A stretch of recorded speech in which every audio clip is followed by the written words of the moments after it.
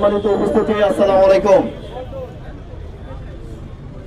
RSS কোন ধর্মভিত্তিক হিন্দু দল নয়, তেমনি ইসকন কোন ধর্মভিত্তিক সংগঠন নয়। ইসকন একটা জঙ্গি সংগঠন, স্টেট ফরওয়ার্ড কথা। ইসকন একটা জঙ্গি সংগঠন। আর সন্ত্রাসী কারো আত্মীয় স্বজন হয় না, সন্ত্রাসী কারো দলের হয় না, সন্ত্রাসী কারো ধর্মের হয় না। তার একটাই ধর্ম, তার একটাই পরিচয়, সেই সন্ত্রাসী। চট্টগ্রামে সাইফুল ইসলামকে যারা যে অবস্থায় হামলা করেছেন, প্রত্যেকের পিঠে চামড়া তুলে নেব। মনে রাখবেন, এটা আওয়ামী লীগের সরকার না, এটা বিএনপির সরকার না, এই সরকার আমাদের। এই সরকার 16 কোটি মানুষের। কোন পক্ষ এখানে চলবে না, কোন পক্ষপাতিত্ব চলবে না। কথা আবার বললাম, কথা স্ট্রেট ফরওয়ার্ড।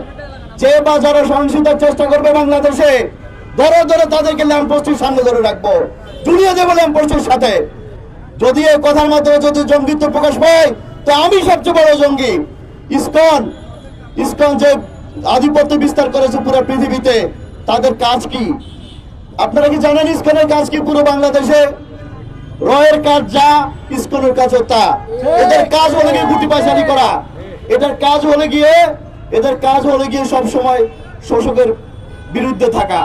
যে শোষণ করে এদের পক্ষে থাকে সবসময়, দুঃখিত, সবসময় শোষকের পক্ষে থাকে। তো কি বুঝলেন ইসকন কি? আপনার আত্মীয় স্বজন কেউ ইসকন আছে? হিন্দুরা তো মনে করে ইসকন মানে হলো কি হিন্দুদের একটা সংগঠন, কিন্তু আমরা তো মনে করি না। ইসকন মানে হলো গিয়ে সকল সম্প্রীতি। কারণ আমি তো কোনো বৌদ্ধকে ইসকন নিয়ে কথা বলতে দেখি না, কোনো খ্রিস্টানকে ইসকন নিয়ে কথা বলতে দেখি না। তো তোমাদের এত কাজ হলে কেন ইসকন নিয়ে? তোমাদের এত কাজ হলে কেন? তোমরা আমাদের দেশে কি চাইছো? তোমরা কি রয়ের কাজটা করতেছো আমাদের দেশে, নাকি আরএসএস এর কাজ করতেছো? পিঠের চামড়া তুলে ফেলবো আমরা।